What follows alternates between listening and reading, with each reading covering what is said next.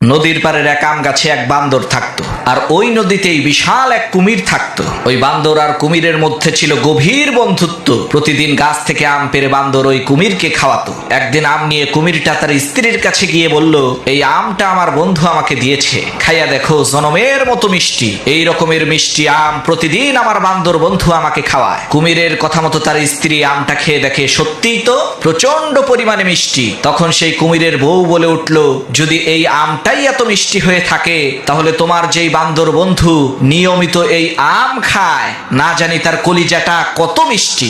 আমি কিছুই বুঝি না, যে কোনো মূল্যেই হোক আমাকে ওই বান্দরের কলিজাটা তুমি এনে দিবা। বউয়ের এই কথা শুনে পরের দিন কুমিরটা বান্দরের কাছে যেয়ে বলল, ভাই বান্দর, তোমার ভাবি তোমাকে দাওয়াত দিয়েছে। গতকালকে তোমার আর আমার গভীর বন্ধুত্বের আলোচনা শুনে সে বলেছে, বান্দর তোমার এত ভালো একজন বন্ধু, তাহলে একদিন তাকে আমাদের বাড়িতে নিয়ে এসো। কুমিরের এই কথা শুনে বান্দর কোনো কিছু না ভেবে এক লাফে কুমিরের পিঠে এসে বসলো আর বলল, চলো আজকে ভাবির হাতের রান্না খাবো। চলতে চলতে নদীর মাঝখানে যাওয়ার পর কুমির বলে উঠলো, ভাই বান্দর, আসল কথা হলো তোমার ভাবি তোমার কলিজাটা খেতে চায়, এ কারণেই আমি তোমাকে নিয়ে যাচ্ছি। কুমিরের এই কথা শুনে বান্দর ভয় পেয়ে গেল, কিন্তু সে হাই হুতাশ না করে হেসে দিয়ে বলল, আরে ভাই, এই সামান্য একটা বিষয় তুমি আমাকে আগে বলবা না?